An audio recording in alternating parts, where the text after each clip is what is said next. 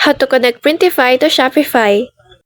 To connect Printify with your Shopify store, start by installing the Printify app from the Shopify App Store.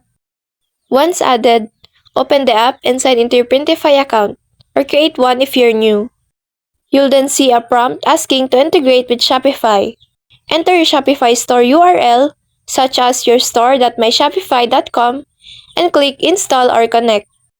This securely links your store to Printify.